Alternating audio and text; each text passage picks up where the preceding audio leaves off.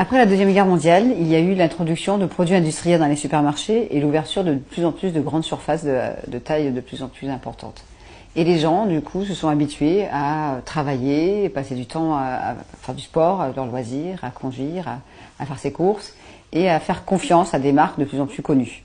Aujourd'hui, nous nous trouvons avec des supermarchés remplis de millions de produits, avec des rayons gigantesques de produits light, de produits laitiers, de plats préparés en boîte qui sont même plus au frigo, de fromage, de fruits chargés de pesticides et souvent irradiés.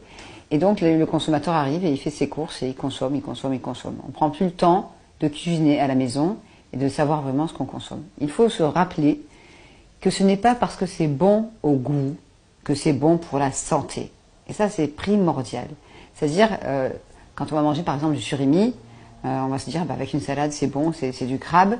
En fait, c'est du paprika pour imiter la couleur de la chair du crabe. Et c'est des restants de poisson collés entre eux avec des cols alimentaires. Et beaucoup d'arômes. Il y a des fois 5-6 arômes dans le même produit. Les plats en boîte, on ouvre, on met chauffer ça au micro-ondes et on mange. On réfléchit plus, on cherche plus à savoir avec quoi c'est fait.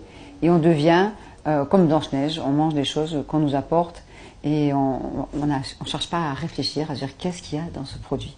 On se fait nourrir par des chimistes, des gens qui travaillent dans les laboratoires de l'agroalimentaire et qui passent leur journée entière à vous concocter des plats avec des tas de œufs, avec des matières premières, ça peut être de la pomme de terre, des légumes, des pâtes, de la viande. Mais là, il y a une sauce rajoutée qui contient tant et tant d'additifs alimentaires.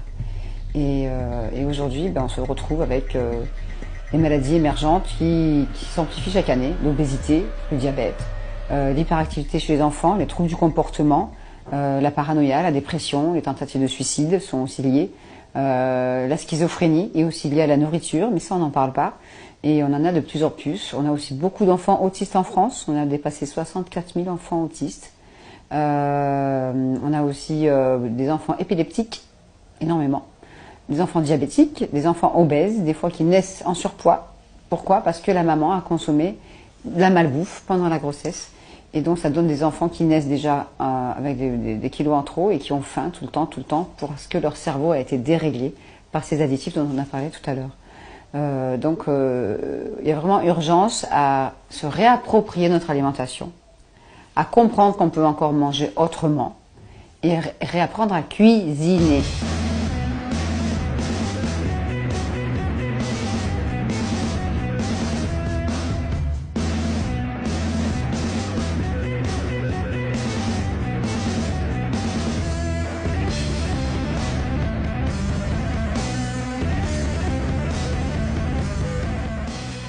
Alors pour s'y retrouver dans les additifs, malheureusement, nous avons besoin de nous équiper d'une loupe.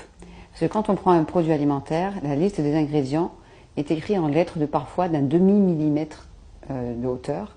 Et là, on prend pas le temps de la lire. Et donc c'est souvent illisible, couleur vert foncé sur vert clair ou blanc sur bleu ciel, et on ne prend pas le temps de la lire.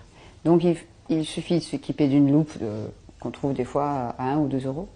Et du produit en question. Et là, on voit bien que tout ce qui est 20% gratuit, par exemple, c'est écrit en gros, la marque est toujours écrit gros, mais là, pour les ingrédients, on a du mal.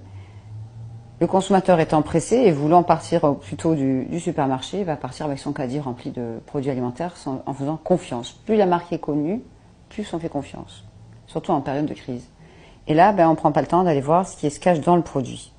Et c'est toujours la partie de l'étiquette la plus camouflée, on va dire.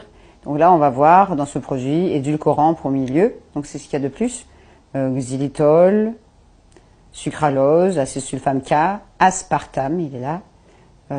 Gomme de base, émulsifiant, glycérol, arôme au pluriel, agent épaississant, gomme arabique, gomme xanthane, colorant, dioxyde de titane, bleu brillant FCF. Et là, on remarque qu'ils ont mis le nom bleu brillant FCF au lieu du code. Donc les gens, surtout sur les paquets de bonbons, les mamans disent il n'y a pas de E, donc j'achète. Pour savoir à quoi correspondent les noms, les codes, malheureusement, des milliers de personnes ont besoin d'un petit décodeur. Donc du coup, souvent, ils utilisent un livre sur les additifs, dont le mien. Et là, ils ont dans le tableau chaque code, dangereux ou pas, selon la couleur, et puis le nom et les risques pour leur santé. Et on devrait pouvoir manger des aliments sains, mais ce n'est plus le cas. Donc on se retrouve avec des millions de produits alimentaires de plus en plus nombreux, avec des rayons de plus en plus grands. Et la plupart de ces produits sont chargés de cette poudre, qui est donc du glutamate monosodique, ou au code E621, mais qui se cache sous des 30 à 40 noms différents, bien expliqués dans mon livre. Et on se retrouve avec des tonnes de colorants et aussi d'édulcorants de synthèse. Tout le monde connaît ce genre de petits produits. Et je connais même des jeunes femmes de 25 ans qui, chez la nounou, à l'âge de 3 ans, mettaient ça directement dans la bouche parce qu'il y en avait chez la nounou. Donc là, c'est très très inquiétant puisque je vous rappelle que ces deux additifs alimentaires sont neurotoxiques à chaque fois qu'on en consomme. Mélangé à des colorants, par exemple, si on prend du glutamate monosodique mélangé à du E133, ce colorant bleu turquoise, et bien là, ça devient 4 fois plus dangereux que séparément. C'est éprouvé à une étude réalisée en Angleterre en 2005 à Liverpool par le professeur Vivian Howard. Et si on mélange de l'aspartame avec du E104, qui est un colorant jaune, et bien là, ça devient 7 fois plus toxique que séparément. Donc il y a certains chewing-gums en France qui contiennent ces 4 additifs, le glutamate, le colorant bleu, le colorant jaune et l'aspartame.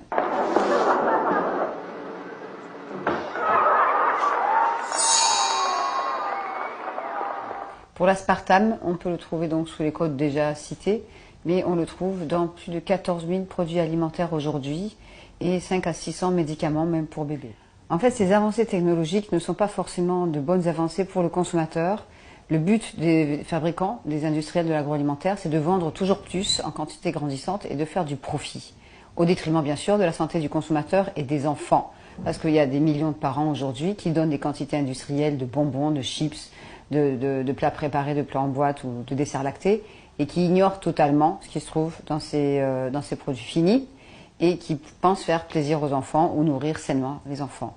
Et aujourd'hui, comme on l'a vu dans de nombreux films, nous avons de plus en plus d'enfants malades et dont la santé est plus dégradée que celle de leurs parents. Et là, c'est très grave.